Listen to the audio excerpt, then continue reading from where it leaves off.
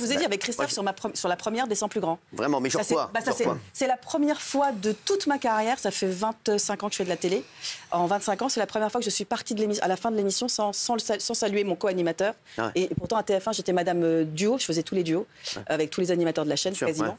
Et je suis partie en claquant la porte, et c'est la première fois, et je ne fais jamais ça, j'ai pas de mouvement d'humeur, moi, donc vraiment. Où Étienne Moujotte, à l'époque, a appelé Christophe en lui disant « Je serai toi, j'appellerai Valérie quand même, parce que ça serait bien que vous parliez. » Voilà. Et Christophe, et c'est pour ça que je dis, une fois qu'on dit les choses, tout s'est bien passé, m'a envoyé un petit mot. Son nom revient souvent quand même. Non, mais en me disant, je n'ai pas eu conscience de ce que j'avais fait et à quel point j'avais été dur et difficile. Je te prie de m'en excuser. Un homme qui s'excuse, je trouve que c'est absolument admirable. Et donc, à partir de là... Qui s'est déjà excusé d'avoir été dur? Un homme qui s'excuse, c'est admirable. Il ne s'est jamais excusé de ça. Non, mais je trouve que c'est bien de s'excuser. Et à partir de là, on a passé une année sans problème. Oui. Moi, pas en tant qu'animatrice, parce que c'est pas mon métier, mais en tant qu'écrivain, j'ai eu un problème avec Thierry Ardisson. Ah ouais. Ouais, ça avait été très violent. J'allais pour la promo d'un de mes livres dont tout le monde en parle. C'était 2013, je me souviens. Non, 2003, tout le monde en parle. Et en fait, il me dit qu'on a un problème technique et un problème de son. Il faut que je répète le pitch de mon livre. Et donc, je le répète 3 fois. Et il me dit, dans l'oreillette, Catherine Barma me dit qu'on a un problème technique, donc il faut que vous répétiez, s'il vous plaît, le pitch de votre livre. Donc, je le répète. Je venais d'accoucher 5 jours avant, j'étais hyper fébrile. À l'époque, c'est une grosse émission pour un auteur. Et donc, en fait, il a gardé 3 fois au montage exprès mon pitch et il m'a fait passer pour une gourde. Ah ouais. Et j'avais trouvé ça hyper violent et hyper humiliant. J'ai eu une embrouille avec Thierry Ardisson aussi. Oui, je vous raconte. Excusez-moi, avec qui vous êtes pas battu? Je vous raconte l'histoire. Je suis dans ma loge. Pas cool. Je suis dans ma loge un jour et je faisais l'émission, on s'entendait bien avec Thierry Ardisson, vraiment bien, tu vois. Et à l'époque, on était en face, Laurent Ruquier et moi. Laurent faisait l'Access en face.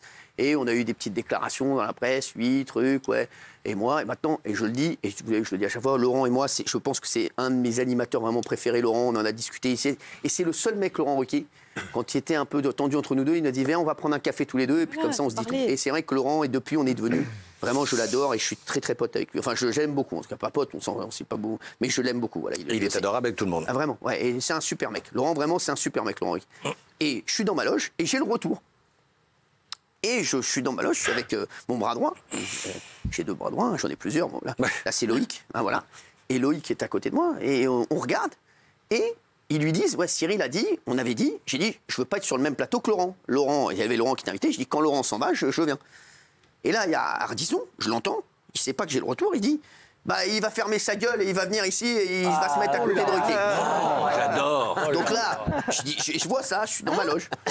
Donc je dis, dis à Thierry de venir me voir dans ma loge. C'est un bonheur. Donc je lui dis, donc ils lui disent, il veut pas descendre, donc il faut monter le voir. Donc il y a Thierry Ardisson qui monte me voir dans ma loge, je dis à mon bras droit de sortir. J'ai fermé la loge et on a eu une petite discussion.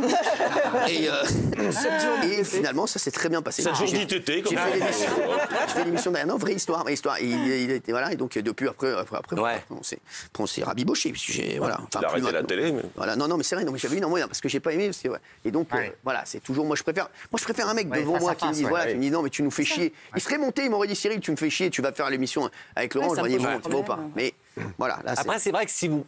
Alors vraiment, si on devait vous trouver, vraiment, on met tous des pincettes ici, je crois, tout le monde, un petit défaut, mais alors vraiment comme ça, en filigrane. Voilà, je dirais sanguin. mais sanguin en 2 mots, c'est-à-dire que pas d'argent. C'est rancunier, puisqu'après les mecs, ils retravaillent. Nous, on a déjà eu des engueulades de ouf, et 10 minutes après, c'est je t'aime bébé. C'est perfectionniste sur du perfectionniste. Vous avez déjà eu un... Alors moi, je me suis engueulé violemment avec Benjamin Castaldi. Moi aussi. Ouais, je sais, mais c'était juste avant vous et il s'est couché au téléphone, donc ça a été... Demain, on va le faire venir. Facile. Non, mais raconte-nous une vraie histoire. Une vraie... là, c'est une vraie histoire. Le ton était monté. Et une engueulade monumentale avec Pascal Praud.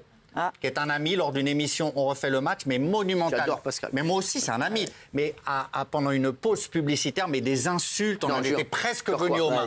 Dans On refait le match avec Eugène Sacomano, presque venus aux mains.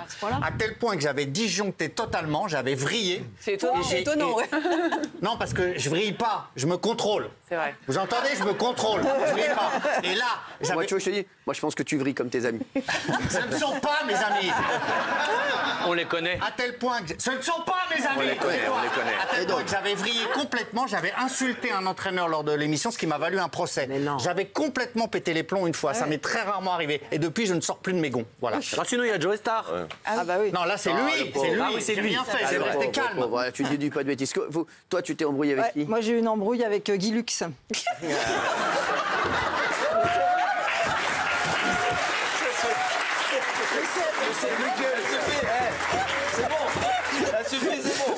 C'est bon.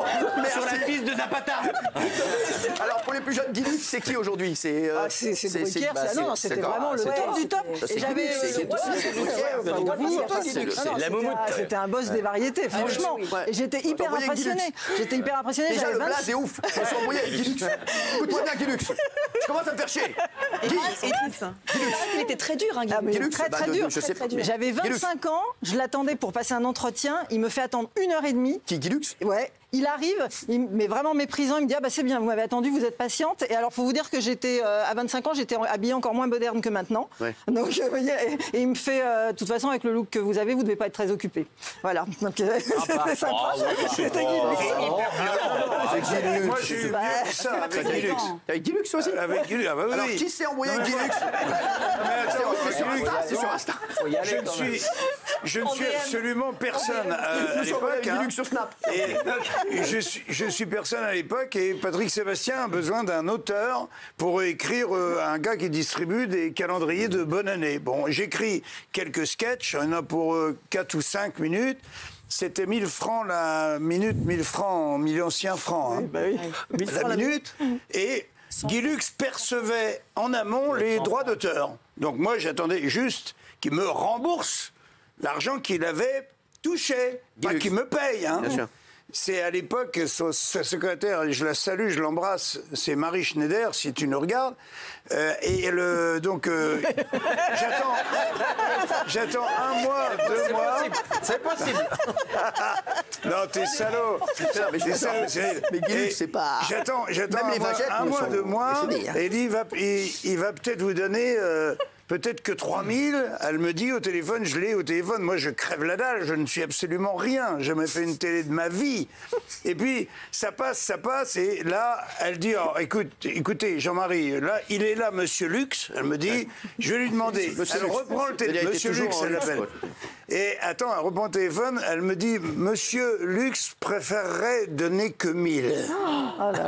Et moi, j'ai dit, comme on était passé de 6000 à 1000, j'ai dit qu'il me les donne maintenant, parce que dans 2 mois, c'est moi qui vais lui devoir de l'argent. Comme c'est parti. Et ensuite, et un coup, je fais la classe, deviens la star de la classe. Il fait une spéciale de la classe avec Jean Lefebvre, tout ça, machin. Et il me dit, mon salaire, je dis, mon salaire, c'est quoi? Il me dit, c'est 1000. Et moi, j'ai demandé à mon frère, qui était à l'époque, qui travaillait pour moi, je dis, dites-lui que Monsieur Bigard préférerait 20 000. Ah, bravo, bravo.